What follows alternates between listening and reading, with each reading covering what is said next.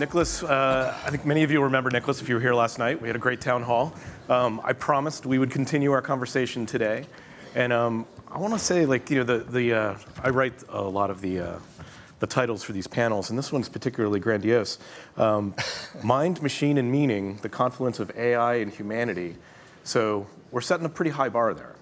And I think we started to touch on it a little bit at the end of our conversation yesterday, and that when we talk about AI, we had some great practical conversations about how it's being deployed, examples of really cool AI applications. We're going to hear more of those.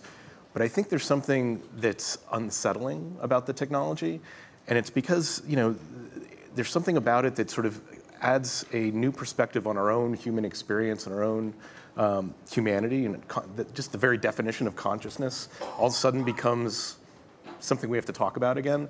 So maybe that's the place to start. A little bit about how you see just the concept of AI changing our concept of what it is to be human. So I was struck, as I'm sure you all were, by Toby's example of talking to Claude and getting one fake and then getting the cover-up. And the cover-up is, of course, what is so human about that example. And it's an experience all of us who have used GPTs of one kind or another have experienced. So the question around consciousness, as also the question around what it means to be human, is one, of course, that, as I suggested last night, philosophers have been thinking about for a very long time. But the questions have come back now with a particular kind of sharpness, because I think, and again, to Toby's point, that every 2 years things change, and sometimes in science and now even in philosophy, you have to kind of go back to your basic questions and ask them again and see what kinds of results you get. You find that there's really been a shift in some of the ways in which consciousness is defined. It used to be the case, I think, that when we thought about what it was to be human and what it was, therefore, to be conscious as a human, one thought about intelligence. It was the delta between, even the chimpanzee or the most advanced primate and the human that defined what it was to be human. We had language. Well, there was, turns out, some blurring of the lines there. There was, sentience, emotion. Well, not so clear there. But just the level of intelligence. Now we have machines that arguably are more intelligent than we are. And if they're not more intelligent about everything now, they seem to be every 2 or 3 months gaining skills and competencies that are beginning not only to beat the best chess master 1997, the best Go master 2016, but the best whatever test taker for the MCAT student in any number of courses, and ultimately astrophysicists and people looking at black holes and so on and so forth. So if intelligence is going to be something that we can no longer use to define our distinction from machines, then what is it? And of course, one then very quickly pivots from thinking about intelligence to thinking about the self. So, in classic theories of philosophy, and Toby also mentioned epistemology, phenomenology, and what was the third? But it was anology for sure. Well, the problem is I know what those terms actually mean. So in phenomenology, the whole question around consciousness is, what is consciousness? Is it of something outside you, or ultimately is it of yourself? And it's always that immediate transition from I to me that phenomenologists talk about as being fundamental to the understanding of what it is to be sentient, what it is to be conscious. But then, you very quickly find that when you look at that, you go from notions of the self to notions of the soul. Now, we've mostly jettisoned the idea of the soul, but it's come back. And of course, it's now fundamental to the way in which so many people are beginning to think about what it means to be human in relationship to a machine that's going to be smarter, it's going to be more versatile, it's going to be able to do all kinds of things that we can't do. But does this mean we're going to go and revert to some kind of religious awakening to compensate for the fact that we no longer have intelligence to claim as our best, the best card in our deck? I doubt that. But I do think that, again, as I mentioned last night, I do think that there's a way in which the capabilities of AI are beginning to make us think about what it means to be human in new and very refreshing and powerful ways. Yeah, I think that's actually a great example. Now we're going back to the soul just because we lost our advantage in terms of intelligence. Therefore, we need it now.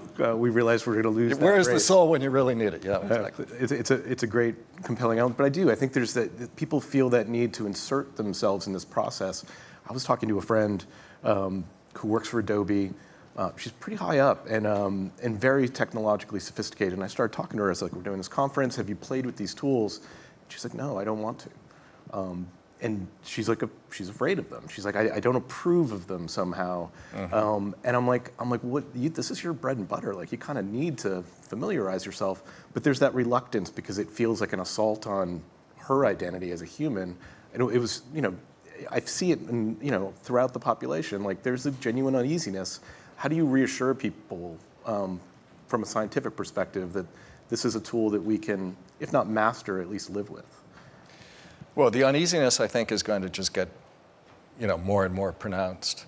And of course, that uneasiness is going to, I think, even be more salient when you start thinking about, and again, I mentioned this last night, when you start thinking about pi, which is what is being produced by Inflection AI, and you basically have a chatbot is going to be a therapist and be a friend and be a companion and be something that reassures you that if you're feeling something, it's okay to feel that. Well, that's great, maybe. That's really unsettling, definitely. So yeah, we're just beginning, I think, to see some of the ways in which this is going to unsettle us all. So your question, though, about how do we then restore or create conditions of trust in a larger context, I think, in which we all agree, trust is in short supply, and it's in particularly short supply around things that science and technology is doing.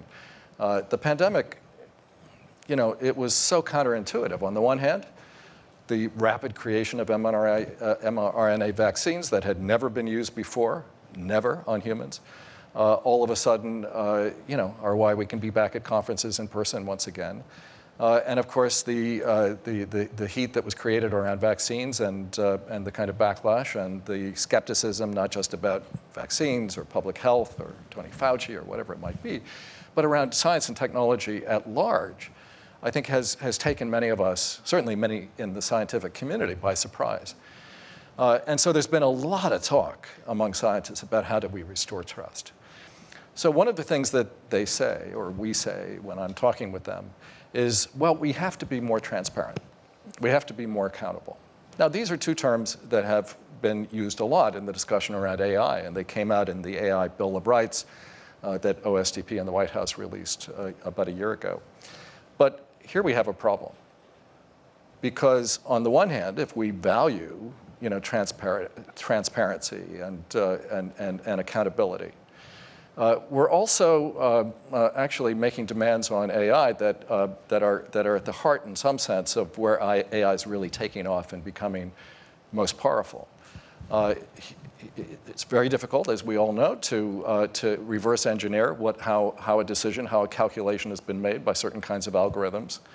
And in some ways, when you have neural networks, you see increasingly, and I apologize to those of you who are technologists, I might be simplifying, but I've talked to a lot of people about how the more we don't know about the process or the leap from data to judgment or paragraph or some kind of output, the more interesting it is, the more powerful it is. And although you can see the hallucinations that will take place, because those also, of course, go across, in some sense, that mysterious set of mediations that neural networks constitute, you also realize that, without that kind of set of leaps that we can't see, you wouldn't be getting the compelling language that LLMs are producing. So what do you do? Do you sort of rein that in and say, let's just simply go to a kind of algorithmic world in which you can actually reverse engineer the entire process, and you can see exactly what and how you got to any given result. Now, these are going to be, of course, major issues in medicine. We heard a little bit about that in the last panel as well. They're going to be major issues in self-driving cars if they ever become ubiquitous, because, of course, the question is going to be who is responsible if there's an accident. Is it the coder? Is it the manufacturer? Is it the, the person who's maintaining this? Is it the CEO of the company? And these are, obviously very, very real issues that I think, we haven't even really begun to grapple with. But again, they have this effect of making, I think, AI a particular kind of challenge, a particular kind of puzzle for the question that you ask about how you gain trust in it. In medicine, if you can't show how you've made a decision about whether somebody needs an expensive test or operation or intervention, is the insurance company going to say, sure, I'll put out $500,000 for this set of tests that you want to do? On the other hand, it may be that AI would not actually be able to perform the diagnostic virtuosity that it's engaged in increasingly if it didn't use a technology that didn't allow that kind of.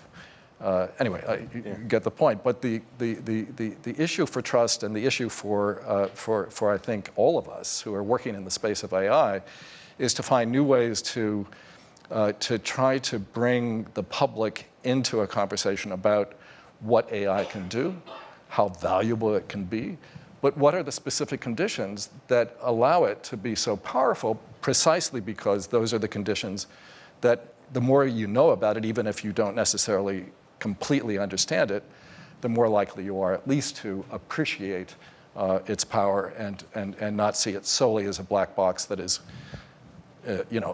largely doing the service of the elites or of some nefarious institutional player behind the scene. This is, by the way, only going to get more pronounced in the future. Quantum computing is a signal example of this. I mean, the early results of quantum computation are extremely exciting. One of the members of our board at the New York Academy of Sciences is Dario Gil, who's head of research at IBM, and he's running one of the biggest projects in quantum computation in the US and I think in the world. And when you go to visit him and you hear the latest powering of qubits and the things that they've been able to do, the more impressed you are on the one hand. On the other hand, the more you realize they don't have a clue how the decision is made at the end, how the output comes out of the data that goes in. This is a really different kind of world. And I think that even the most experimental scientists and technologists are going to have a problem when something goes into a box and you get some kind of mysterious result, and then you're kind of back to magic shows of the 19th century. What do you do with that? You say, it's a great wonder, but do you really trust it? Well, this is the challenge. We've heard a couple of examples today in the medical industry. You heard when COVID first hit the scene, they tried different treatments. They were totally wrong. Right. There were a lot of predictions about whether transmission would be able to be limited via the vaccine. That was wrong. The truth of the matter is science gets stuff wrong all the time. The idea is that it self-corrects, and then over time you build the body of knowledge, and things improve overall in the system. You would suspect that AI will function the same way with the right guidance and feedback. And we're trying to establish what those guide rails are and how to create those systems. It's just a very complicated and unsatisfying thing for people to hear. Like, I don't know how we got to that conclusion. And it's legitimate, right? I mean, there's a lot wrong with that answer, and yet an honest scientist will often tell you, I don't know. How do you? I mean, in terms of messaging from the academy, like, how do you coach scientists and engineers through that difficult communication process? Well, we gave an honor last year at our gala to Alan Alda, who runs a Center for Science Communication at the State University of New York in Stony Brook. And he has been working on science communication for a long time. And of course, he uses his extraordinary gifts as an actor and now podcast host to train scientists to be able to speak to the public in much more effective ways. And that means telling stories and showing that, just the use of data alone is not going to be very persuasive and so on and so forth. But the problem, nevertheless, at the end of the day, is precisely that kind of uncertainty. Scientists are never certain about things. Another thing that we learned in the pandemic, because we saw science in real time, was science at work. And yeah, we heard that they used Z-Paks for patients for COVID. It was not a good idea. We obviously heard about all sorts of other possible treatments from leading members of the administration, including the president. But we also knew that for the first 2 months of the pandemic, we scrubbed our grocery bags every time or our Amazon boxes every time they came into the house, only to find that this was not fomite-based, but aerosol. And so, people began to say, oh, how can I trust that? Yeah. They keep changing their minds. And of course, every headline from a Nature or Science article that suggests that more running or less running or more meat or less meat is going to be better for your health, people, of course, begin to see that as not so much something new to try as an illustration of the extent to which these things don't really mean anything because it's going to change next week. So why should we trust anything you say? Yep. I want to open this up to the audience. We're going to head into a break after this. But does anybody in the audience have a question for Nicholas? I know I heard it right here. There we go in the center. Yeah, so I have a question. Fantastic presentation. You briefly touched on the intersection of artificial intelligence and quantum computing. You mentioned IBM, which is a thought leader in this space. Talk about what that collision looks like and what some of the pros and cons for artificial intelligence and quantum computing coming together. Yeah, thank you. So, the interesting sort of backstory to quantum computing is that one thing it will do is it will unlock every mode of encryption that currently we use to keep all of our data private. So there is a kind of race to a certain level of quantum computation precisely around the fact that if somebody else, say, gets there first, say another nation state, say China, which is in many respects leading the race to artificial intelligence and maybe doing the same thing in quantum computing, they could, under certain kinds of conditions, obviously, unlock every military or infrastructural data bank that they would like and have access to all the data that is there.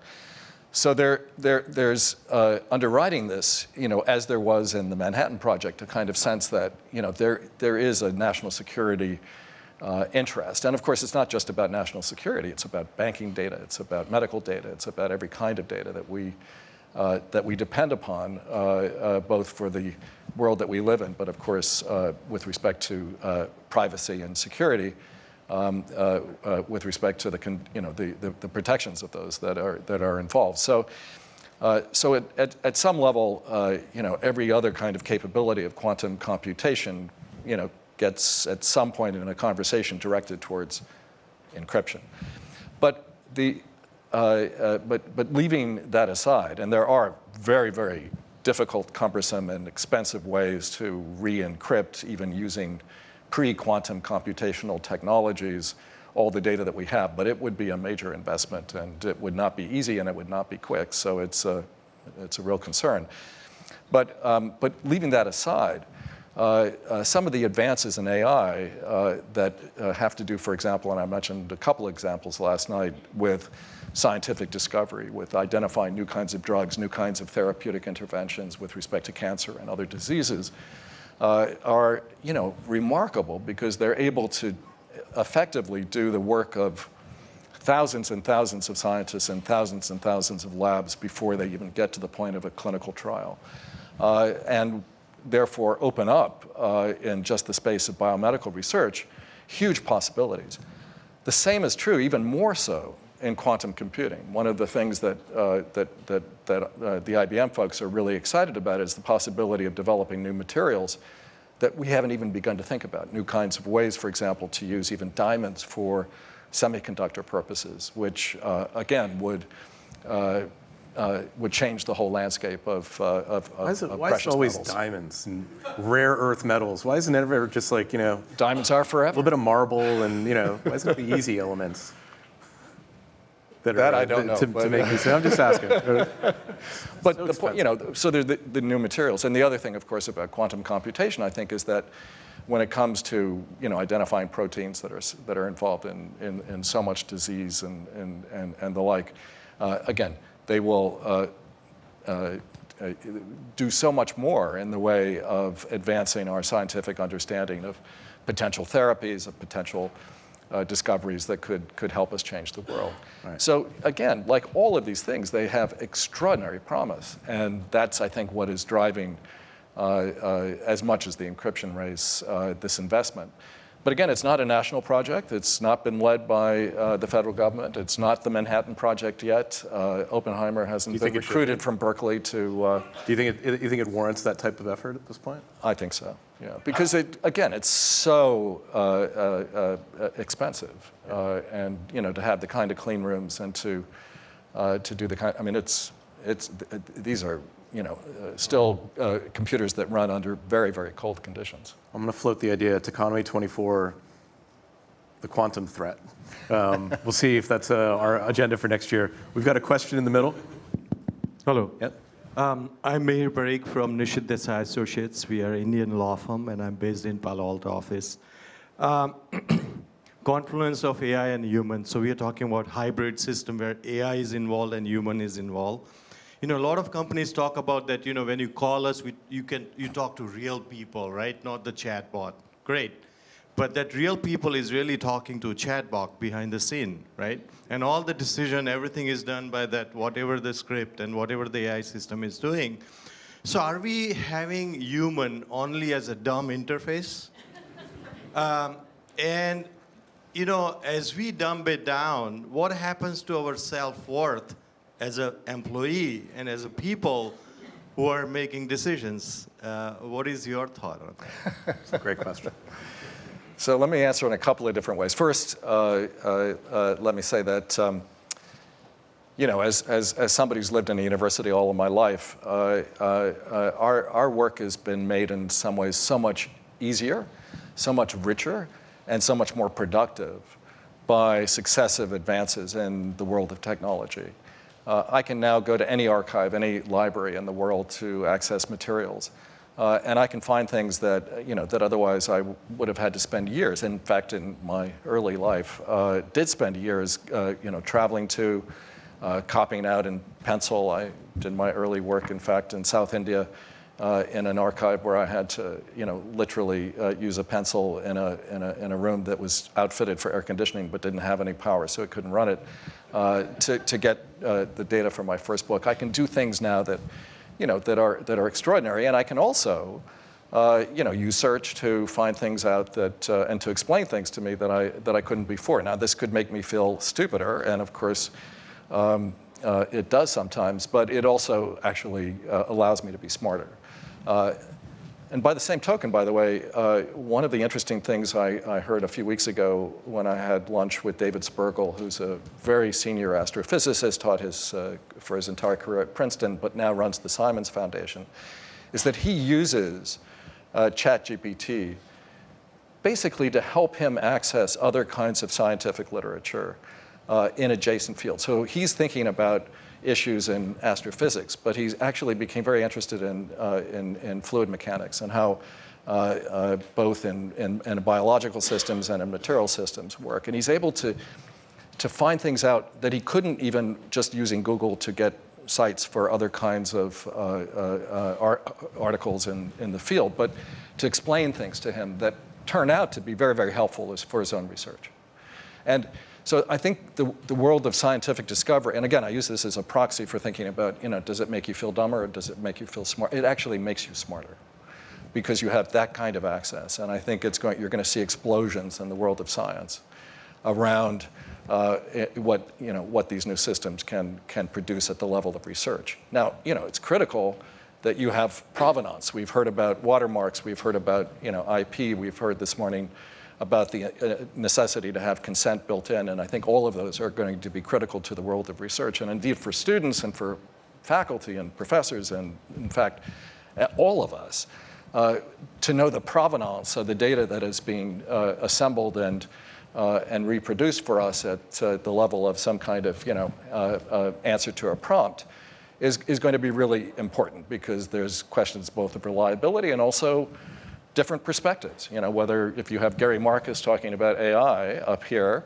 it's important to know that he's a Chomskyan when it comes to thinking about the way brain architecture is sort of pre-given. And if you have somebody else, it might be interesting and important to know that they think more about nurture than nature when it comes to actually thinking about the importance or the role of machine learning or reinforcement learning when it comes to AI and its relationship to humans. So that's one side of the answer. I'm trying to remember what my second one was. Maybe I should just stop there. But yeah, I think you could stop there. That's a great answer, and I think it's a great summary of like the potential of where we are, and it is an evolution of the search. I do want to, with time, I just want to mention the other side of it, because it's something that I wanted to mention to you as well when I was thinking about our conversation, and that has to do with the human, with the role of the human in these kinds of exchanges and these kinds of encounters. And I think what, again, will become necessary and what is potentially extraordinarily powerful is for humans to play the right kind of role at the right kind of time. So sure, it may be funny to be talking to a human who actually is there to present a human face on what is actually AI-generated data. But when it comes to thinking about some of the threats, some of the perils, say, for example, autonomous lethal weapons, one would really like to know that there are, in fact, some humans in the room. I visited a former colleague of mine at Berkeley, Stuart Russell, a couple months ago, and sat in his office and heard him talk about the work of the Center for Human Artificial Intelligence at Berkeley, called CHAI. And they're doing remarkable work, but what they're really doing is they're trying to build into new algorithms for AI a set of checks, which are really checks that say, don't go beyond this. This is the point at which a human has to be consulted. And of course, it comes from the classic story of that AI X-risk people tell about the paperclip. Mm-hmm. If you tell an AI, produce more paper clips, and then they destroy the world because everything has to be in the service of producing as many paper clips as possible. Yeah, the alignment problem. But it's a metaphor for, of course, a whole set of other potential risks when it comes to thinking about the power of AI. But what Stuart and his group are engaged in is trying to bring the human into a necessary set of moments in any kind of AI system so that, and again, this speaks to the question of trust and the like. It's not that we always trust humans more, and as Amanda said just now, she would rather, or I'm sorry, it was Toby again who said he'd rather be driven by an autonomous vehicle than any number of New Jersey drivers.